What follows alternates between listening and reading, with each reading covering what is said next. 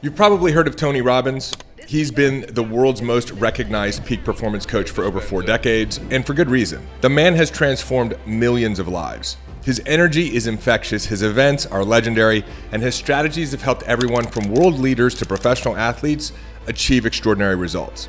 But here's what I've noticed. While Tony's teachings are incredibly powerful, many people struggle to integrate them into their daily lives. They get inspired at his events, but then struggle to maintain that transformation when they go back home. So in today's episode, I'm going to break down Tony's 7 core principles and show you exactly how to implement them in a way that creates lasting change, not just temporary inspiration. I'm David Bayer. I built a $40 million business by combining peak performance strategies with belief transformation, and I've found that Tony's work becomes exponentially more powerful when you understand how to rewire the underlying belief systems that drive behavior. Let's dive in. All right, guys, today we're going to unpack the OG GOAT, Tony Robbins. Back in 2014, my wife and I attended an Unleash the Power Within event, 15,000 people jumping up and down in Dallas, Texas. And during that event, Tony opened up an invitation to join his high-level platinum partner program. My wife and I didn't have the money. It was going to be almost $200,000 for us to participate in 1 year of the platinum partner program. But my wife, being the unstoppable force that she is, said, look, we need this. We're going to do this. So I frankly don't know how, but we scraped together a bunch of credit cards, then transferred what was left in our bank account to Robbins Research Institute. And then we went down the rabbit hole with Tony Robbins for a year. And it was a transformative, immersive experience. 10 Tony Robbins events in 1 year. I'm going to give you a $200,000 education today on a guy who, like I said, is arguably the GOAT of personal growth. So we're going to go through Tony's 7 core principles. Principle number 1, the 6 human needs. So this is a core of Tony's curriculum. Every human being is driven by 6 core psychological needs. And what Tony means is that there are 6 things that drive us. How those show up in our lives are different for each and every one of us, and the amount of emphasis we put on each of these 6 core needs varies from person to person. But he says all people are driven by 6 things. The first thing is certainty, having some form of certainty in your life, certainty and security. The second core human need is uncertainty or variety. So different people have a different balance of certainty and variety, but we all need both. The third is significance. We like to be acknowledged. How we like to be acknowledged varies from person to person, or how much acknowledgement that we need varies from person to person, but it is one of the 6 core human needs. The fourth is love and connection. We all need to be loved and to be connected to others, right? This is an innate part of being a human being. Connection is important. It's a part of being a living organism on this planet. Everything is connected. How much connection you need and how you get connection may be different than somebody else's, but you desire connection and it drives you. The fifth is growth. So some form of growth and expansion on an ongoing basis. And the 6th is contribution, being able to actually make a contribution or make a difference. In what? That varies from person to person. How much? That varies from person to person. But these are the 6 core needs. Now the first 4, right? Certainty, uncertainty, significance, and love and connection are what he describes as needs of the personality. They are survival needs. And that makes sense. Those map a lot to Maslow's hierarchy of needs. Once you start looking at the 3rd and 4th level of human needs, that's where you find love and connection and certainty, uncertainty, and significance. The last 2, growth and contribution, are what he calls needs of the spirit. These are fulfillment needs. And so he said that of these 6 needs, people will do almost anything to meet them, even if it's destructive. And I'm going to tell you a little bit about my story on how I used my addiction to meet my needs. But your top 2 needs, the 2 that are the most important to you, he says determine most of your behavior and personality patterns. And he says problems arise when we try to meet these needs in negative ways. Now, Tony talks about how if you really want to live an extraordinary life, then growth and contribution need to be your 2 most important needs. And so a lot of people leave a Tony Robbins event and they're like, okay, I'm just going to make growth and contribution my most important needs. In other words, people intellectually understand that contribution and growth should ideally be their 2 primary needs, but actually making that a reality for you is a very different thing. You can't just make these things your primary needs if you have underlying programs and root cause belief systems that prevent you from making those 2 needs the most important for you. In other words, a lot of people require acknowledgement and get love and connection through serving or pleasing others. Many people are compulsive in this behavior.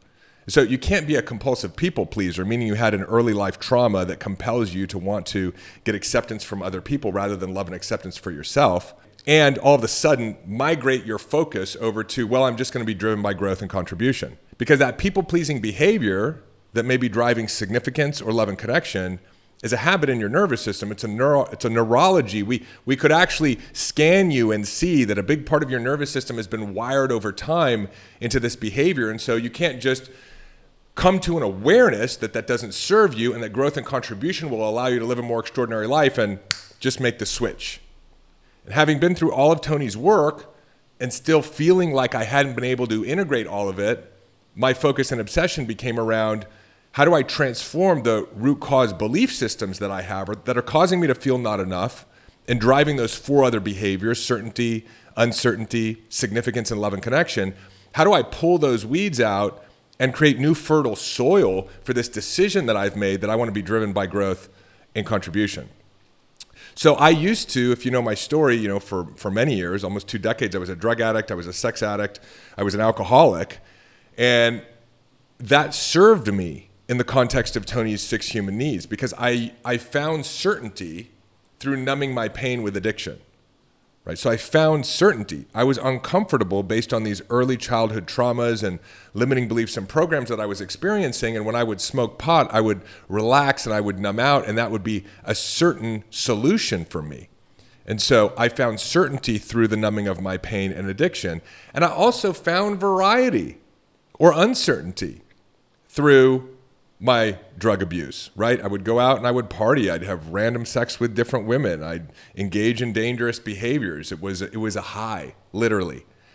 And so I transformed both of these behaviors and was able to realign my human needs structure to growth and contribution, but not just by making a decision that I was going to do it because growth and contribution were important, but actually looking at the underlying belief systems that were driving this pattern of behavior that was still meeting my human needs, but in an unhealthy way. You guys picking up what I'm laying down here? So that shift to growth and contribution which is what's required if you want to have what I would call a powerful living experience, came as a result of realizing that a lot of the pain that I had was around not feeling like I was good enough, not feeling like I was doing things the right way, not feeling like I was as far along as I should be, or that I was just inherently wrong as a human being. That's what was driving these behaviors to meet my 6 human needs: the drugs, the alcohol, and the sex to numb out my pain. And so addiction became the nucleus of my life, and the high that it gave me became a driver for variety. Instead, I transformed those negative behaviors into positive behaviors. I started working a 12-step program. I found certainty not in the numbing of my pain, but in my relationship that I was building with my higher power. That created certainty for me. I created certainty in this new belief that I established through my recovery program that actually life was always working for my greatest prosperity, my greatest growth, and my greatest evolution. I started creating certainty by trusting through the recovery work that I did that I was actually here for a reason, trusting things that had happened to me before that they were part of the intelligent design of my life. And so as I moved into that trust and that certainty and a healthier level of certainty, that was better for my mind and better for my spirit. And so I started becoming clear on actually why I was here: to help humanity move forward, to help other people end their personal suffering. So I created certainty around my reason for being and certainty in my relationship with my higher power. I transferred my need for certainty from getting high to believing in my own self-worth, the certainty in my relationship with God, and the certainty in my reason for being. It wasn't just a decision to transfer my focus and attention towards healthy certainty. I had to do the underlying work. The variety, which we're all looking for, was achieved through the dynamic elements of my business, right? As I stepped into this trust that was more related to growth and contribution, this healthy certainty, I found variety in this new purpose-driven vehicle that I had, right? Variety of my podcast episodes and sitting down and brainstorming and creating things, as opposed to going out and engaging in dangerous addictive behaviors. The variety of speaking on stage, the variety of all the different coaching conversations I have with all kinds of different people. That's where I get the dopamine, the epinephrine, the adrenaline hits that I was getting before out of these unhealthy behaviors that were creating variety. I now got in a vehicle that was in alignment with the certainty of who I knew myself to be. So when you have that type of congruence and you start to align with yourself and align with your vision for the world and your mission in the world, the byproduct of that is joy, is significance, is all these other pieces. So through my own process, I discovered something powerful. People try to meet their baseline needs: certainty, variety, significance, and love, through a lot of different behaviors. But what I've learned is these lower level needs are actually fulfilled when you focus on the higher level needs of growth and contribution. right? That's an irony that I learned over time. I actually don't need to focus on these lower level needs. As long as I focus on my spiritual vision and I continue to become the person who my spiritual vision is asking me to become. So Tony is right. And you can't just intellectually understand this. You have to shift your nervous system. You have to shift your neurology. And when you do that, then you can become reoriented to healthy human needs and eventually focusing yourself and your day-to-day activities on growth and contribution. That is a byproduct of doing the deep work, not just going to an event for 3 days, but as a result of an ongoing practice that produces an overhaul of your psychological and emotional habits, which changes your perspective on life and changes you as an identity. Tony Robbins principle number 2, state management. So Tony says your state equals your experience. Your emotional and physical state determines the quality of your decisions and your life. He says most people are victims of their states instead of masters of their states. And you can change your state instantly. Tony does this a lot. Snap. Instantly. Through physiology, focus, and language. 3 things. You can change the way you move your body. You can change what you're focusing on. You can change the way that you're speaking. And Tony really emphasizes and uses during his events physiology a lot. I mean, you're there for 14 hours a day, 3 days, 4 days, 7 days for his Date with Destiny event, jumping up and down, screaming, shouting out, yes, shouting out, I can do this.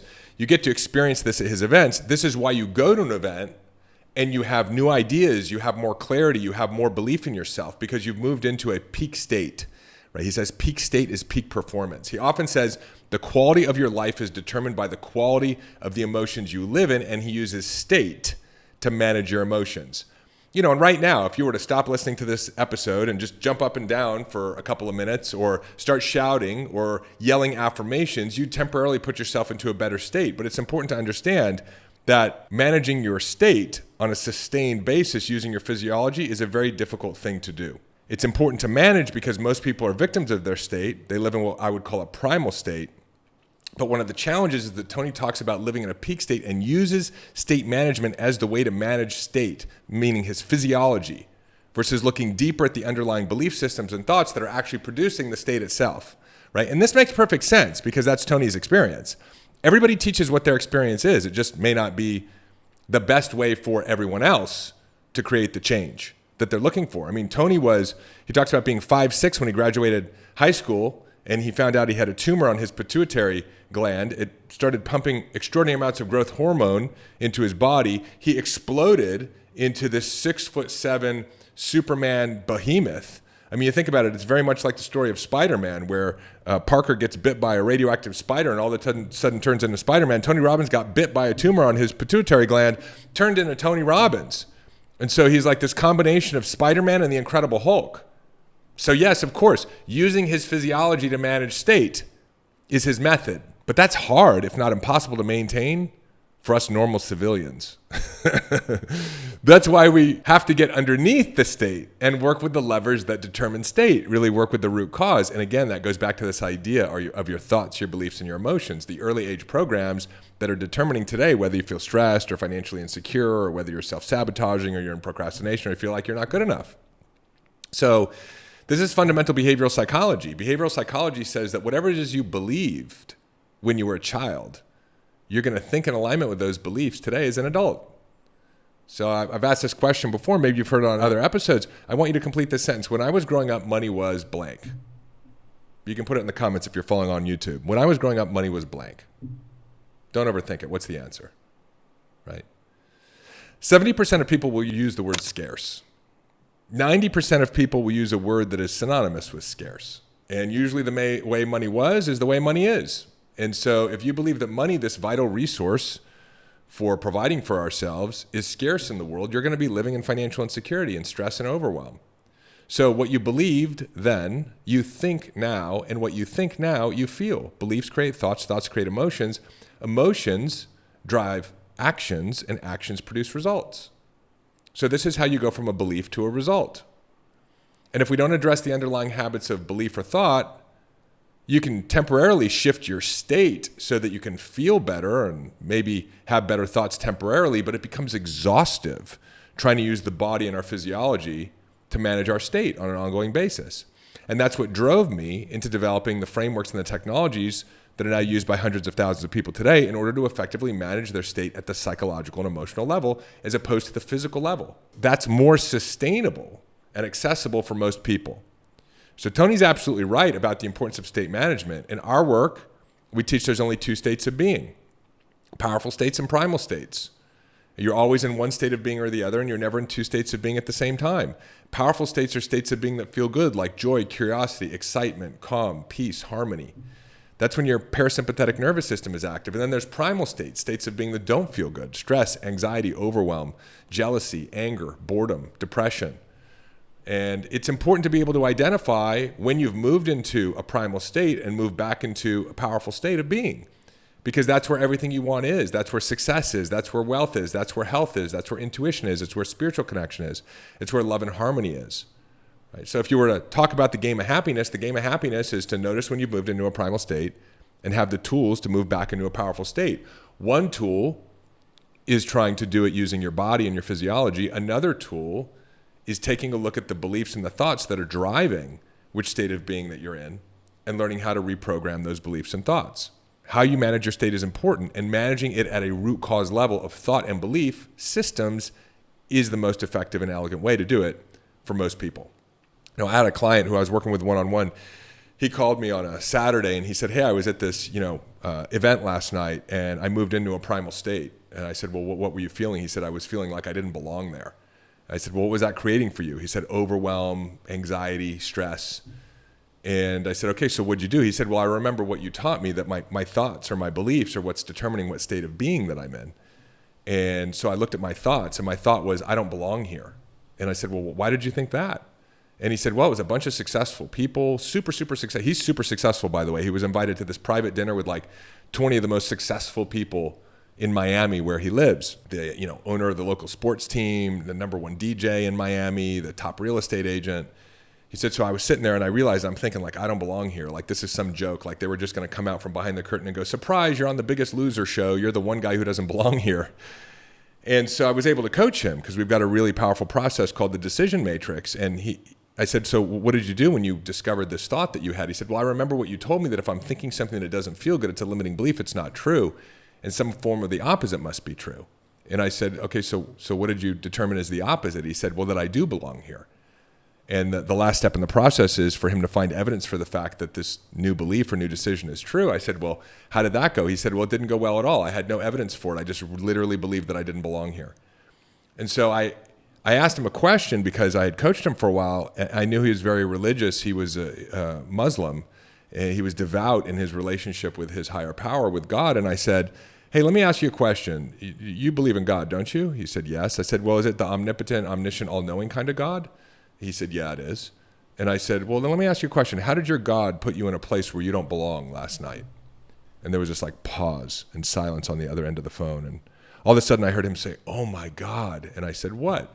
He said, "I just realized I belong everywhere I am." That revelation as a result of this brief coaching session shifted his neurology from being in a primal state to being in a powerful state. If you believe you don't belong amongst a group of people, you're going to be in a primal state. But when he was able to see that the belief he had wasn't true, and he literally dissolved that belief and he created this new belief or this new decision that was actually more in alignment with what he believed, that he belongs everywhere that he is, he moved immediately back into a powerful state.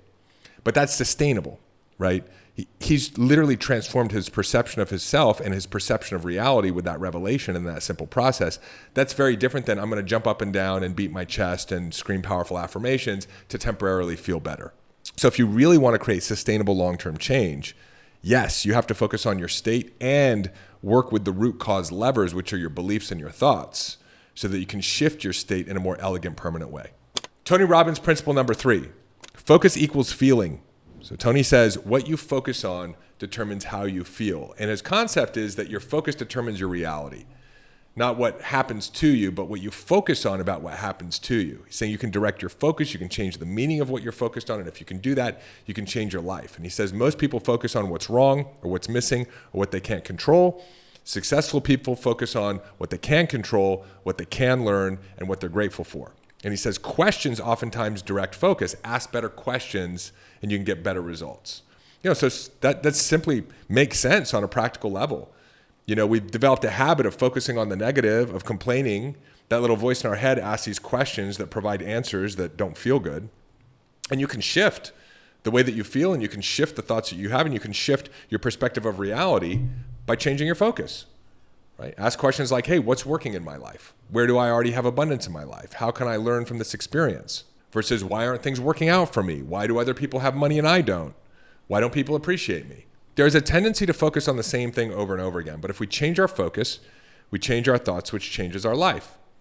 And so therefore, whatever we've been experiencing that's now showing up in our present moment does not have to equal the future unless you continue to live in that old story. Now, this just makes sense on a practical level. If you focus on what's wrong or what's missing or things that you can't control, you can't be successful in your life. If you focus on things you can control or what you can learn or what you're grateful for, you have a better experience and produce better results in your life. But I really want to unpack this idea of where focus goes, energy flows. Tony talks about this a lot. And I want to talk about how energy works through thought and emotion and get into Neville Goddard's concept of the fourth dimension, or what people refer to as the quantum field. Because Tony's talking at a surface practical level of how what you focus on creates your reality. But what great mystics have said is that everything is energy.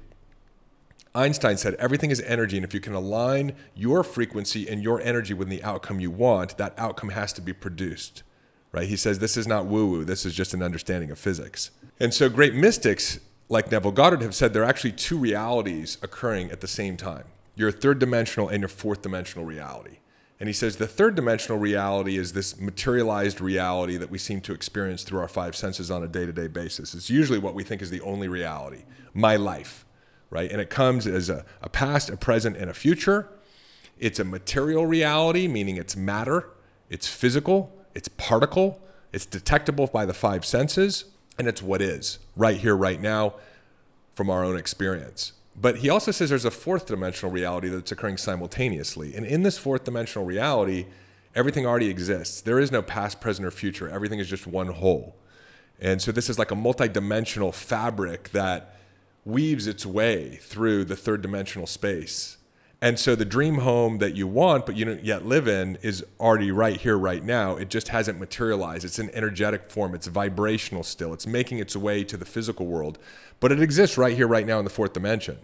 You without your anxiety, or you without your chronic pain, or you in your soulmate relationship, or the version of you that's absolutely clear on your purpose and working towards it every single day, exists right here, right now.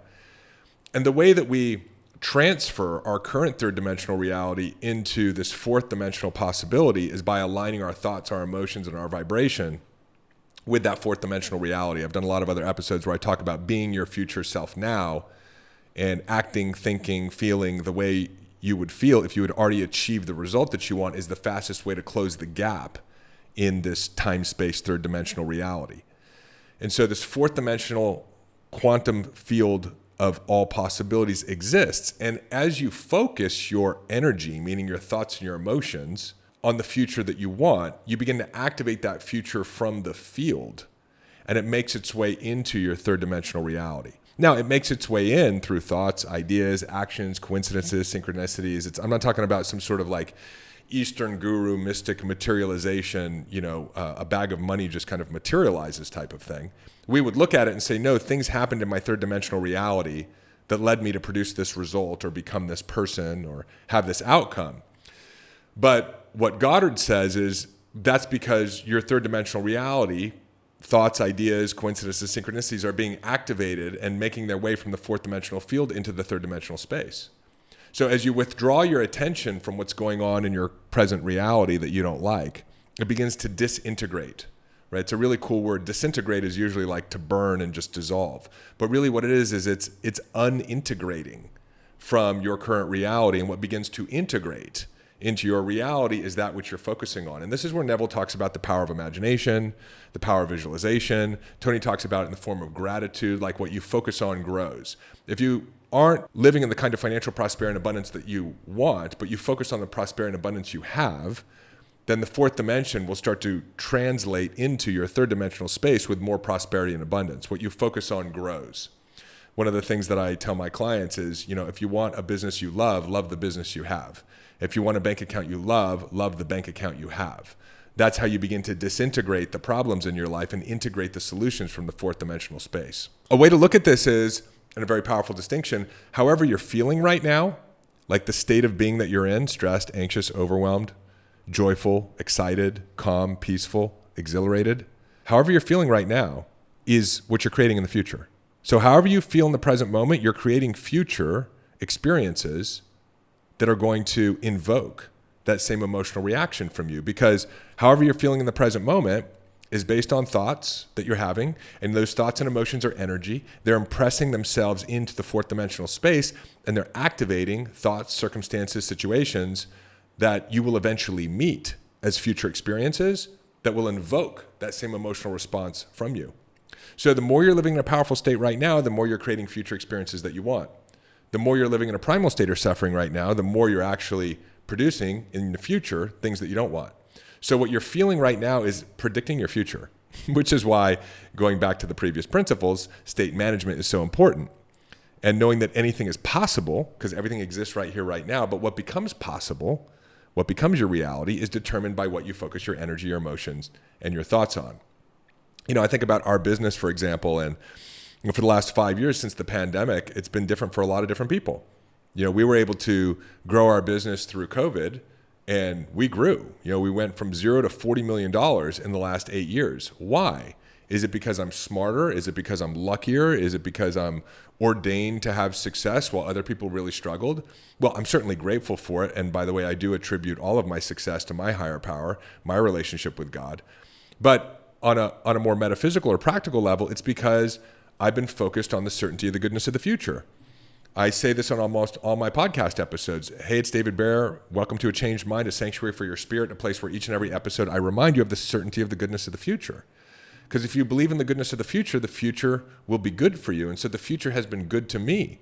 My focus has not been on, obviously I've had to make adjustments. I mean, we are basically a live event model business. We do our big event every year. We do all kinds of additional fulfillment events.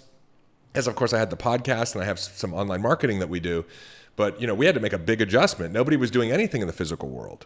But we were able to thrive because my focus was not on, oh my God, what are we going to do? And it's the end of the world. My focus remained on helping people, growing my mind, continuing to become a leader for my family and my movement. But that requires a mental vigilance.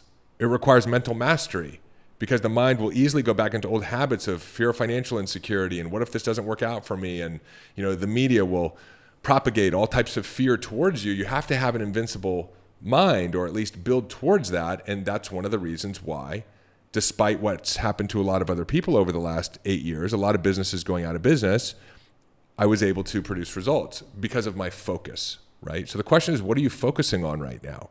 There's so much doom and gloom and fear and division out there. Are you focused on your own promised land and the vision that you desire that's in the field right here, right now? Are you focused on that more than the vision that you think the present moment is predicting? All the chaos and the fear and the doom and gloom.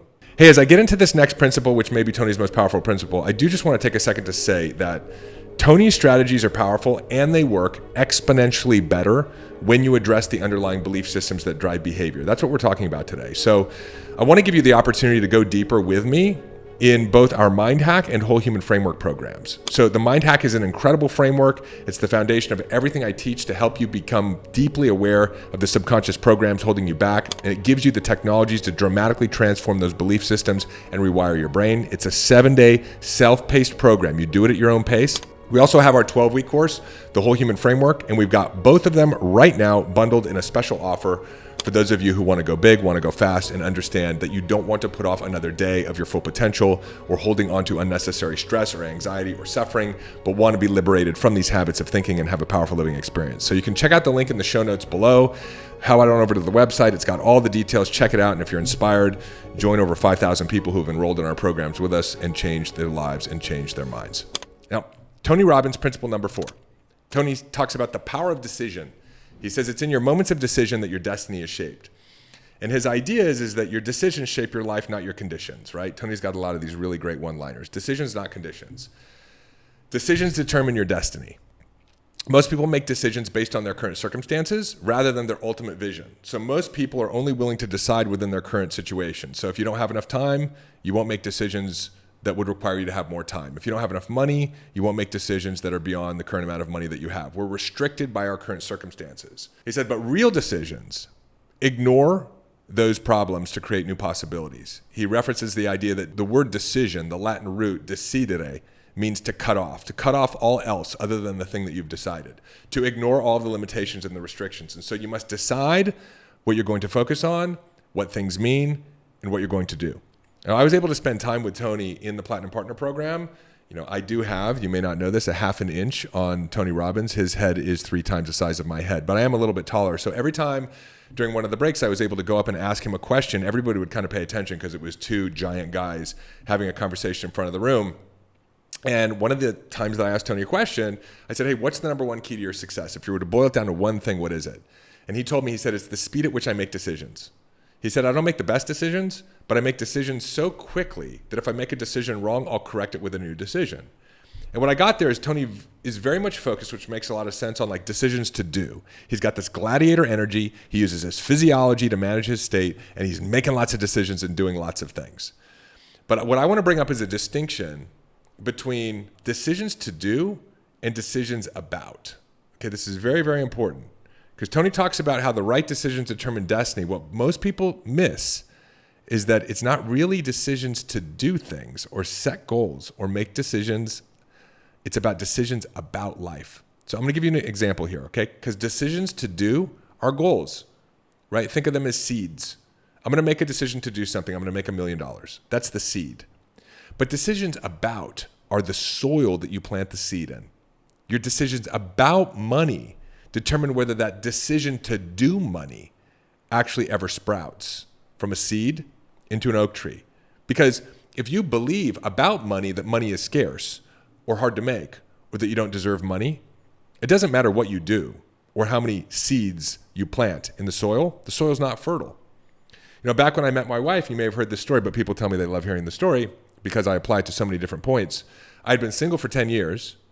I had believed that there were no good women left out there, and I had evidence for it. I'd been on date after date after date after date after date, never found anybody that I really connected with.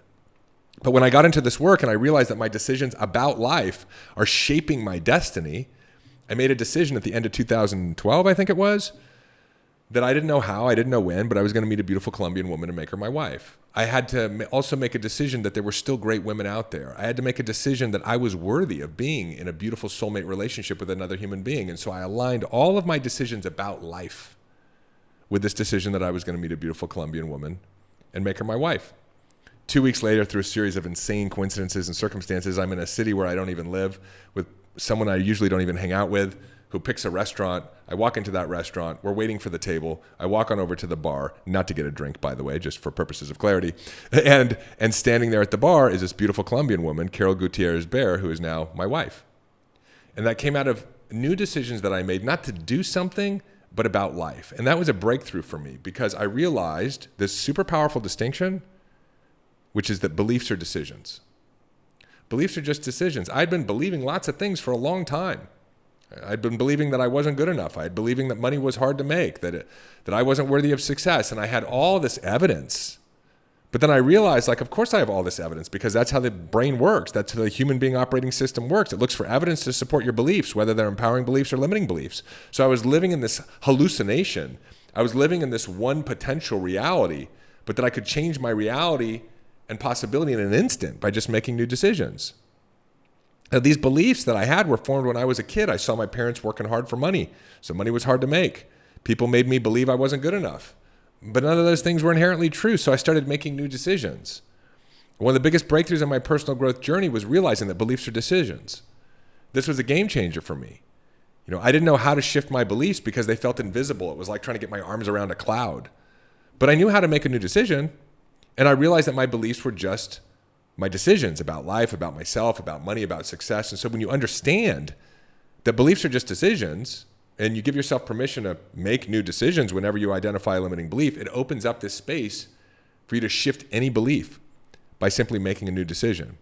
And this is exactly the process I shared with you a moment ago when I was coaching my client who went from a limiting belief of I don't belong to a new decision of I belong everywhere I am. That's the decision matrix. Right? Most people make decisions based on their current reality, but when you realize that beliefs are decisions, you can decide who you're going to become regardless of your current situation, and life will accommodate. Again, we'll look back on it and go, well, something happened. You met someone, or you had some thought, or you had some idea, there was some good fortune. But all of those things are a byproduct of making a new decision. So the speed of transformation comes from the speed of making new decisions, but not necessarily new decisions to do stuff. Those are byproducts of new decisions about who you are, right? About how life is going to work and how it's going to be for you. Tony Robbins' principle number 5, modeling excellence. He says success leaves clues. Now, Tony's concept is that you just follow other people who are successful. You don't have to reinvent the wheel. Find someone who's getting the results you want, model what they do. Success is not an accident and follows specific patterns. And you should just model someone else's actions and strategies, and you can produce the results. And he says in this way, you can compress decades into days by learning from those who have already succeeded. Excellence can be duplicated if you model the right elements. And so I think all this is absolutely true, but I also think it's important to not just model what someone does, but really take a look at the root cause behind their success, which is model the way they think. That's why I wrote a whole book called A Changed Mind. What Napoleon Hill discovered in Think and Grow Rich, which is the #1 best-selling success and wealth book of all time, is that there were 13 principles that allowed the most successful people in the world to be successful, and they all had to do with the way that they thought. And so I want to go deeper here on 2 points, because it is good to model people's plans.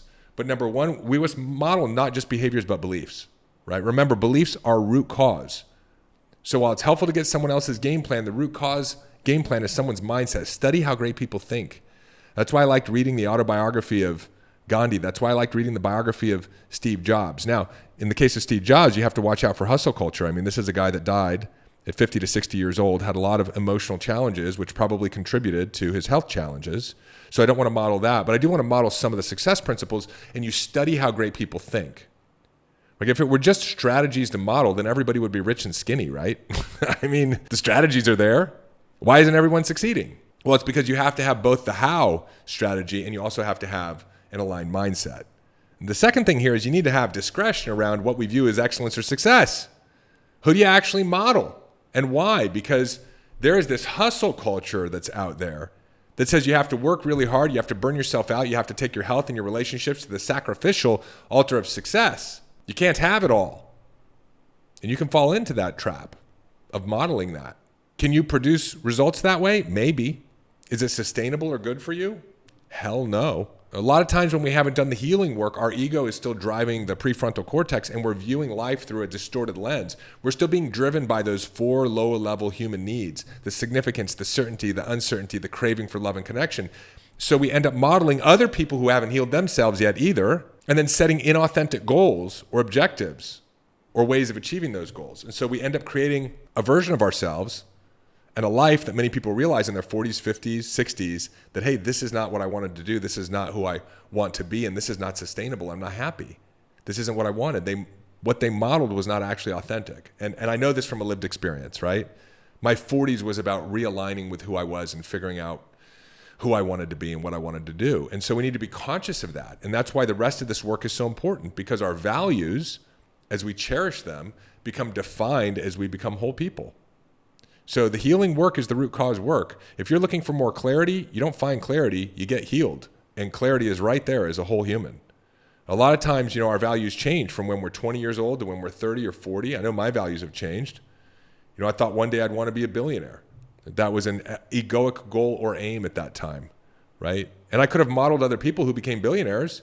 I could have gone down that path and ended up in that place where I've modeled financial excellence, but it's not financial excellence that I came here to live. And so I realized over the course of going down the wrong direction and feeling the friction that what I value and what's important to me is family, my relationship with God, the contribution that I'm making in the world, my community, the journey of who I'm becoming over the course of my life. And the irony is that the byproduct of aligning with that, if I look ahead, is that this is probably going to lead to me being worth $1 billion or even making more than $1 billion.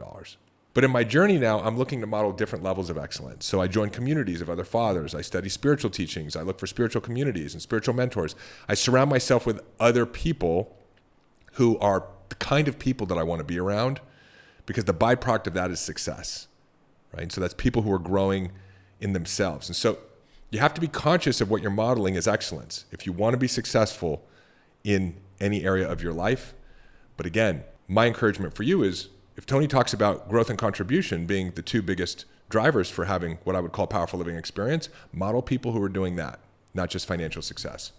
Tony Robbins principle number 6, progress equals happiness. He says it is the secret to living is giving. Okay, I like that one. The secret to living is giving. Tony says human beings are happiest when they're growing and contributing. Success without fulfillment is the ultimate failure. And you can have everything you want and still be miserable if you're not growing. I see this to be true among some of the high performers that I coach. Contribution creates the deepest sense of meaning and purpose. And the secret to living is giving, right? It's a great Tonyism. When you contribute beyond yourself, you tap into fulfillment. And so I want to elaborate on what I just talked about in principle number 5 around the desire to make more money to how can I serve at a higher level? Because that's what Tony's talking about here. And I want to tell you a quick personal story. I was in Miami years ago, a decade plus ago, and I was looking up at the penthouses and thinking I was never going to be able to afford it. And there were all these rich people, and they were all like Eastern European and Latin American, and they were in the import-export business. And they were driving around in these fast cars. And I was like, there's just something I don't get here, and I'm never going to be rich. People wearing a watch that, had 10 times more than what I had in my bank account. And at that time, it sort of drove me to try to be successful in my previous life. But like I said, it wasn't sustainable. I ended up starting my own business, raising a bunch of venture capital, pursuing success, nice cars, beautiful women. It really was just part of my life becoming unmanageable with my drug addiction and my alcoholism. And it was only when I shifted to serve at a higher level, meaning wanting to help people who had gone through the painful experience of suffering that I did in my own life, that money actually started to flow in a very natural way. It was from my desire to be of service in the world that my bank account started to grow. And this is a really valuable concept, and we teach it. It's called the spiritual vision. And what this means is that everyone is here for a reason. Everyone is here for a purpose, a contribution in the world. And you have natural skills and talents. If I were to ask someone about you and say, hey, tell me about John, tell me about Cindy, what makes them unique? They would tell me something. The way you think, the way you are, the way you feel, some of the natural ways you do. For me, I get the feedback from people. It's my vulnerability and authenticity. That's number one. Like my wife says, I'm like George Washington, Abraham Lincoln, or whoever it was that chopped down the cherry tree and couldn't tell a lie. I can't keep track anymore, right? I'm Honest Abe. I'm like Honest Abe, right? And the second thing is my ability to take complex concepts and distill them down into ways that people can understand and actually integrate into their life. That's one of my natural gifts. So I'm meant to use that in the work that I'm doing today when I'm fully aligned. And you can see that here in this conversation. The second thing is that you have a lived experience. You've overcome challenges, and the challenges are actually the reason why you are destined for greatness. Your challenges are not a reason for why you cannot be great. My alcoholism, my drug addiction, my pornography addiction, my recovery, my failed experiences as an entrepreneur, my growing up in a family where there was, a decent level of psychological and emotional dysfunction. All of those things have helped shape me into who I've become as I've transformed them. They were the shadow side of my greatness. And so you're here for a great reason too. We call it your spiritual vision. How do you take your lived experience and who you naturally are as designed by our Creator and put that into something you're doing on a day-to-day basis that you scale out into the world, whether you're working in a business or you're an entrepreneur? When you align with your spiritual vision, you can progress in alignment. And so here you don't have the hustle or the grind. And here money and health and joy and impact become a natural byproduct of that alignment. And so it's important to be in that alignment.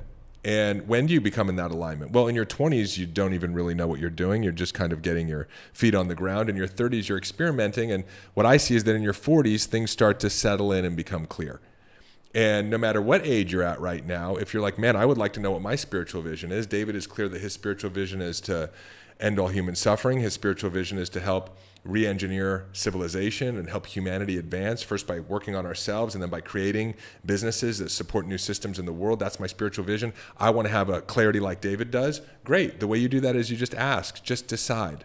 Decide that you're here for a reason, right? Decide that every day you're going to gain clarity. Pray and ask for clarity, and the clarity will come through the experiences that you have in your life. I have a daily prayer, which is, thy will, not mine, be done. Right? I'm basically saying to God, hey, whatever your will is, it's your will, right? Tell me what you want me to do. Show me what you want me to do. And if you ask for that, my experience is the path will open. But your ego will close that path. Your commitment to your spiritual vision, that's what's going to open it. Tony Robbins principle number 7, massive action, the path to power. So Tony's concept is Knowledge is not power. Knowledge in action is power. So most people know what to do, but they don't do what they know they should do. And he says you must take massive, consistent, intelligent action towards your goals. Action creates momentum. Momentum creates results. Results create confidence. And the difference between successful and unsuccessful people is the amount and quality of action they take. He says, fail fast, learn faster, adjust quickly. Again, all of this is right, but it is a hustle culture attitude. It is a gladiator attitude. And it is the natural perspective that a guy like Tony Robbins would have, right? He talks about massive action, and I 100% think action is required, but I want to talk to you for a moment about how you produce massive action in a way that doesn't feel tremendously effortful or like a hustle or grind that produces burnout. And this is like the hottest topic in today's success market because hustle culture has become so dominant.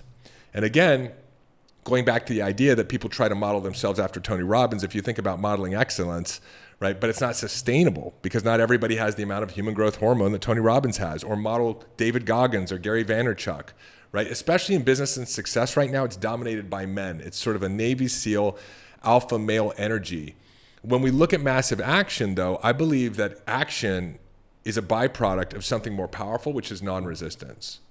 So when you're clear on your spiritual vision and you're not living in your limiting beliefs or in a primal state, kind of building upon everything we've talked about today, you naturally take action.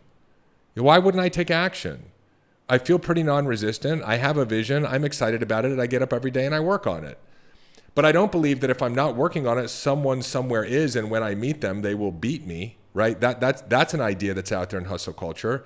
I believe everybody has an opportunity and there's plenty for everybody. So with that attitude, I take inspired action. I sit down, I scope out my podcast episodes, I record them, I do the things that are necessary. Sometimes I forget about it and I move back into my limiting beliefs and my ego and I move back into hustling and grinding.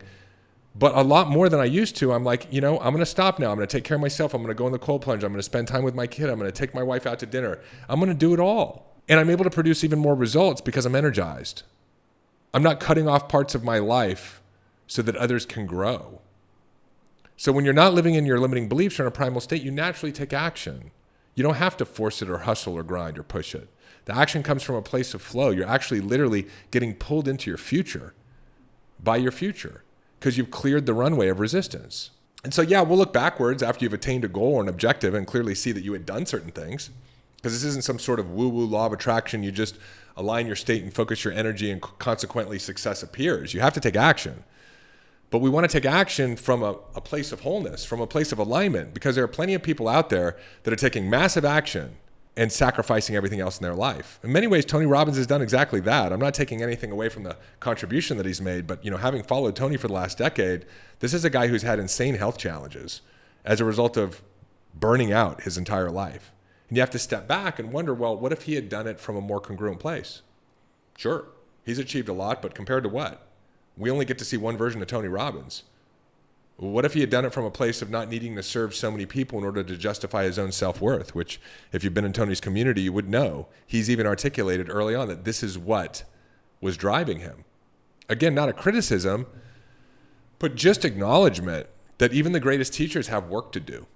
If you're taking massive action from a place of resistance, needing to achieve or justify your self-worth rather than first accepting yourself unconditionally and trusting in your relationship with your higher power, then massive action becomes something that strips you down versus massive action becoming a natural byproduct of your wholeness. So when we're whole, which is why I love this so much, there's only one thing to work on, which is you becoming you. Then we have the ability to achieve all things. When we are not whole, we have to hustle and grind our way into massive action. And so really the path to power that Tony talks about is allowing the power that resides within you to express itself. In other words, surrendering yourself and tying yourself to a relationship with God, to wholeness, and a stripping away of all the unconscious programs that we came here with and adopted as a result of the people who we learned from, mostly our parents. Being able to alleviate ourselves of those things so that we become truly a force of power, a true force of nature, that we allow nature itself or life itself or power itself to flow through us. And one of the things I've come to believe is that Christ, for example, became the Christ and allowed the power to flow through him, through the relinquishing of Jesus, the man, right? Jesus was the man, Christ was the phenomenon. And so Jesus' work over 33 years was to completely strip away the individual Jesus so the Christ could emerge. And only then was he able to create not only miracles, but to create a movement to billions of people that sustained over 2,000 years because of his wholeness and who and what he represented. So if you look at that, that's an expression of power that was not achieved by Christ hustling or grinding, right? He was able to take action in an elegant, efficient way, and as a result of being a fully integrated human being, accomplish amazing things. This is a fundamental equation that we teach in our work, which is desire plus non-resistance equals desired result. And it complements Tony's massive action principle in the sense that, yes, we need to take action to produce results, but we need to be taking action from a place of non-resistance and wholeness. Otherwise, we're doing it from hustle and grind. So a quick recap here. Tony Robbins has impacted millions of lives with his teachings, and rightfully so. His strategies work when you apply them consistently.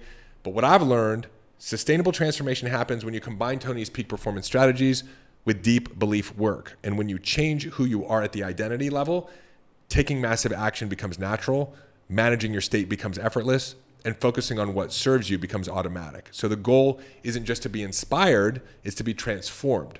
And transformation happens when you do the inner work alongside the outer work. Now, if you want to go deeper into belief transformation, as I mentioned, jump on over to davidbear.com, check the show notes. We've got our Mind Hack program, our bundle with the Whole Human Framework. You can join our newsletter and become a part of this amazing community of high performers committed to becoming whole humans.